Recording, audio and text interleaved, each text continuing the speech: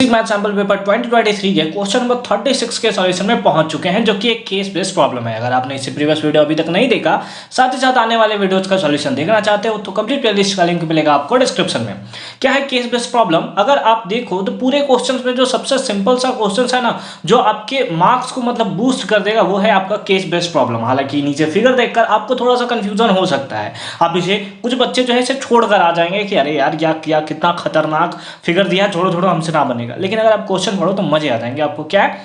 In the month of April to June 2022 the export of the passenger car from India increased by 26% in the corresponding quarter of 2021 to 2022 as per report। मतलब यहां से बस आप पढ़ सकते हो, कुछ कुछ जो समझना है समझ लो, इससे क्वेश्चंस को कोई मतलब नहीं है। आगे अगर पढ़ो, a car manufactured company plan to produce 1800 cars in fourth year, यानी कि चौथे ईयर में 1800 कार्स प्रोड्यूस करता है। यहां से हमें सिंपली पता चल रहा है यार, फोर्थ ईयर के बारे में दिया है, अरिथमेटिक प्रोग्रेशन का ये केस बेस्ड प्रॉब्लम है। तो फोर्थ ईयर यानी कि सिंपली अगर बात करो तो A4 आपको दिया हुआ है 1800 एंड 2600 इन एट्थ ईयर, यानी A8 दिया है 2600। Assuming that the production increase uniformly.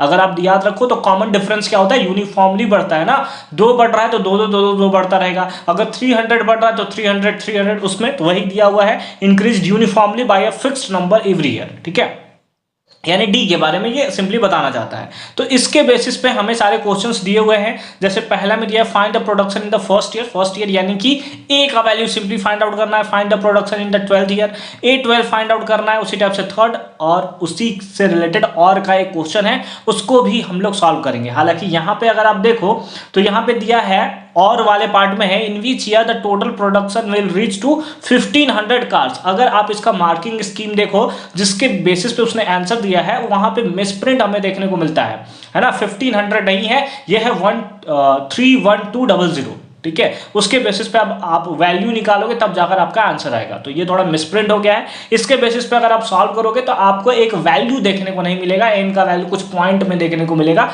जो कि सरासर गलत है। तो इसको थोड़ा आप सुधार लोगे। हालांकि जब क्वेश्चन सॉल्व करेंगे हम लोग तो उसे सुधार देंगे। तो चलिए बोर्ड पे चलते हैं और फटाफट से इसका सॉल्यूशन करते हैं। तो क्वेश्चन नंबर 1 क्या है? क्वेश्चन नंबर 1 दिया है find the production in the first year. First year में इसका प्रोडक्शन क्या होगा, यानी ए का वैल्यू फाइंड आउट करना है। इसके लिए अगर आप याद करो तो कुछ देर पहले हमें A4 दिया था, है ना। A4 दिया है, यानी फोर्थ ईयर में प्रोडक्शन दिया हुआ था कि वो 1800 है। उसके साथ साथ हमें दिया 8th ईयर में, यानी कि A8 का वैल्यू दिया हुआ था। कितना दिया हुआ था? दैट इज 2600, है ना। कितना दिया था? 2600 दिया हुआ था। अब इसके बेसिस पे अगर आप सॉल्व करना चाहो, ठीक है, इसको थोड़ा मिटा देते हैं। अगर A4 को हम लोग लिखना चाहें तो A+3D लिख सकते हैं, और इसका वैल्यू कितना है? 1800। इसको इक्वेशन फर्स्ट बना लेते हैं। उसी टाइप से A8 हमें दिया हुआ था, A8 दिया था 2600। ठीक है, तो इसको हम लोग लिख सकते हैं कितना? A+7D लिख सकते हैं, और ये कितना होगा? That is 2600। इसको इक्वेशन सेकंड बना लेते हैं, फ्रॉम फर्स्ट एंड सेकंड। अगर फर्स्ट और सेकंड से चले तो क्या होगा? A+3D is equals to 1800। कितना? 1800। और अगर सेकंड में चले तो that is A+7D equals to कितना? 2600।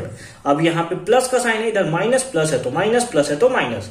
ए से ए हमारा क्या हो जाएगा? मर जाएगा। फिर यहां से 3D में से 7D माइनस हुआ तो हुआ -4D इज इक्वल्स टू, यहां पे करेंगे तो -800 आएगा।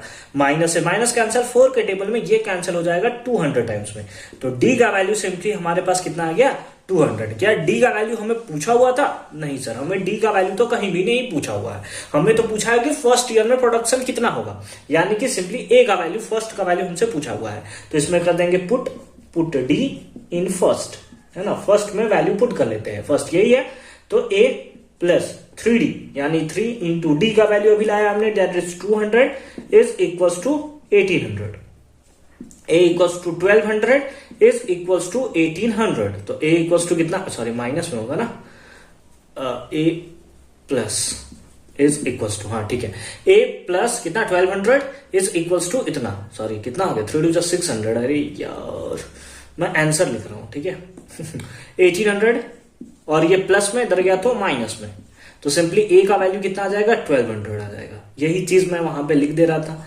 तो ये हमारा फर्स्ट का आंसर हो गया कि फर्स्ट ईयर में प्रोडक्शन कितना होगा। अब सेकंड क्वेश्चन देखते हैं। सेकंड क्वेश्चन है find the production in the 12th year, यानी कि सिंपली हमें A12 फाइंड आउट करना है। ठीक है, मिटा दिया जाए इसको, फिलहाल मिटा दिया जाए। ठीक है, डी का वैल्यू 200 आया है, ए का वैल्यू हमें 1200 पता है। ठीक है, तो सेकेंड में अगर हम लोग देखें तो हमें क्या फाइंड आउट करना है, A12 फाइंड आउट करना है कि 12th ईयर में कितना प्रोडक्शन हुआ। तो इसको हम लोग लिख सकते हैं that is A plus 11D। ए का वैल्यू हमारे पास है 1200 प्लस 11 इंटू डी का वैल्यू अभी हमने फाइंड आउट किया था दैट इज 200।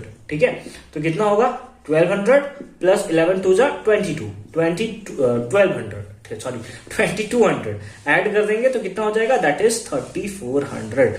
और ये हो गया हमारा आंसर। तो ये फर्स्ट का आंसर हो गया, ये हमारा हो गया सेकंड पार्ट का आंसर। थर्ड में हमें दिया है, थर्ड में हालांकि 2 क्वेश्चन है। तो फर्स्ट में दिया हुआ है कि find the total production in the first 10 year. First 10 year में कितना प्रोडक्शन होगा, यानी कि दूसरे सेंस में ये बात करना चाहता है कि S10 बताइए टोटल नंबर ऑफ सम, है ना, यही बताना है हमें। तो चलिए इसको फाइंड आउट करते हैं थर्ड वाले पार्ट को। ठीक है, देख रहे हो कितना सिंपल सिंपल सा क्वेश्चन है, ज्यादा हार्ड नहीं है भाई, टेंशन नहीं लेने को। ठीक है, तो हमें S10 फाइंड आउट करना है।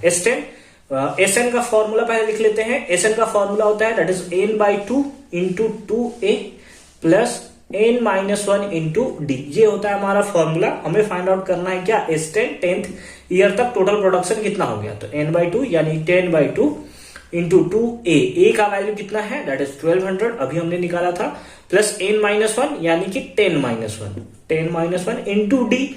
डी का वैल्यू कितना है दैट इज 200। ठीक है, इसको कैंसिल कर दिया, 5 आया, ये हमारा 2400 हो गया, प्लस ये 9 इंटू 200।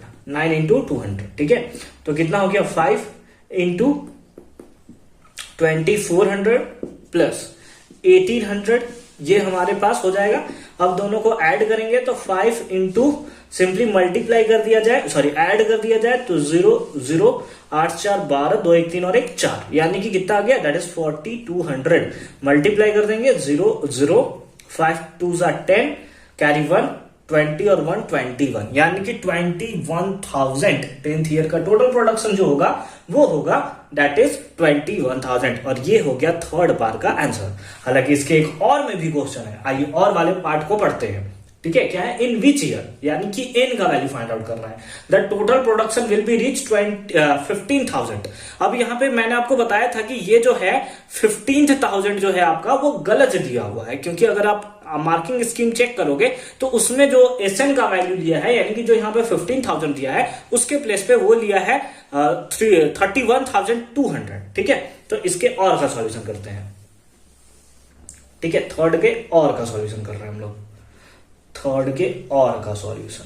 ठीक है, उसके लिए हमें एसएन को कितना लेना पड़ेगा, एसएन को जो यहाँ 15,000 दिया उसके प्लेस पे हमें यूज करना है 31200, है ना, क्योंकि ये मार्किंग स्कीम के अकॉर्डिंग ही दिया हुआ है। अगर आप 15,000 पे बनाते हो तो एन का वैल्यू कुछ पॉइंट में आएगा, जो कि कभी होता नहीं है। ठीक है, चलिए ठीक है, एसएन का वैल्यू क्या होता है, that is n/2 into 2a plus n-1 into D is equals to कितना 31200। ठीक है, एन का ही तो वैल्यू हमें फाइंड आउट करना है। 2a 2 इंटू ए का वैल्यू अभी हमने निकाला था 1200 इंटू n-1, सॉरी यहाँ प्लस था, प्लस ये प्लस वाला यहाँ पे आ गया, n-1 इंटू डी का वैल्यू कितना था, that is 200 is equals to कितना 31200। अब ये डिवाइड में इधर जाएगा तो मल्टीप्लाई में हो जाएगा, उससे अंदर ये वाला कर लेते हैं पहले मल्टीप्लाई हम लोग, दैट इज 2400। ठीक है, प्लस मल्टीप्लाई कर देंगे तो 200n minus 200 is equals to, ये 2 से इधर मल्टीप्लाई हो जाएगा तो 62400। ठीक है, अब n is equal n into कितना, ये दोनों को माइनस कर देंगे तो कितना आ जाएगा, दैट इज 2200। ठीक है, 2200 प्लस 200n सर आपको कुछ क्या हुआ सर, 22 को आप 12 बोल रहे हो, क्या पता भाई कौन सा नशा मैंने किया है, हमें भी नहीं पता। ठीक है, अब यहाँ 200 कॉमन लिया जा सकता है क्या, हाँ बिल्कुल सर 200 तो कॉमन लिया जा सकता है, तो 200 कॉमन लेते हैं तो 200n हो जाएगा, ये कितना हो जाएगा, दैट इज 11, 200 से डिवाइड देंगे 11 प्लस 200 से 200 मर गया, that is n is equals to कितना 62400। 20 से 20 मर गया और 2 के टेबल में कितने टाइम्स में आ जाएगा 312, इतने टाइम्स में आ जाएगा। मल्टीप्लाई कर देंगे तो प्लस वाले को पहले लिख लेते हैं, that is n square plus 11n, और ये प्लस में इधर आया तो माइनस 31200।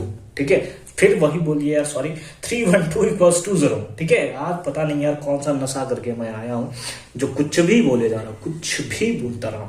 ठीक है, अब यहां से हमें क्या निकालना है, n का वैल्यू फाइंड आउट करना है। तो हमारे पास वैल्यू कितना है 312 है ना, 312 है, और प्लस और माइनस करने के बाद हमें 11 चाहिए। तो सिंपली आप क्या करोगे कि 24 इंटू 13 करोगे, है ना, 24 इंटू 13, तो आपको इतना वैल्यू मिल जाएगा, प्लस माइनस करने के बाद 11 भी मिल जाएगा। ठीक है, चलो बहुत अच्छी बात है। तो हम लोग इसको सिंपली फैक्टराइज करना शुरू कर देते हैं। तो हमारे पास हो जाएगा n square plus 24n minus 13n minus 312 is equals to कितना 0। ठीक है, n अब कॉमन ले लेंगे, तो n प्लस 24 माइनस 13 कॉमन ले लिया, तो n माइनस ये 24 ही आएगा, क्योंकि आपको पता है ये हमेशा इक्वल होता है। ठीक है, तो कितना आ जाएगा, that is n plus 24 into n minus 13 is equals to 0। ठीक है, अब ये दोनों का प्रोडक्ट जो है 0 के इक्वल है, तो either n plus 24 equals to 0 होगा या फिर n minus 13 is equals to 0 होगा। तो n का वैल्यू कितना हो गया माइनस 24, और यहां पे देखें तो n का वैल्यू कितना हो गया, दैट इज 13। कितना हो गया 13, और ये हो गया हमारा क्या राइट आंसर, क्योंकि n का वैल्यू कभी नेगेटिव तो हो ही नहीं सकता। तो n का value 13 is the right answer. I hope कि 36 क्वेश्चन आपको एकदम प्रॉपर फॉर्म में समझ में आया होगा कि कैसे हमने इसका सॉल्यूशन किया है। मिलता है आपसे अगली वीडियो में केस बेस्ड सेकंड, यानी कि एक और केस बेस्ड प्रॉब्लम के साथ। कंप्लीट प्लेलिस्ट का लिंक मिलेगा आपको डिस्क्रिप्शन में, एक बार डिस्क्रिप्शन आप जरूर चेक कर लोगे।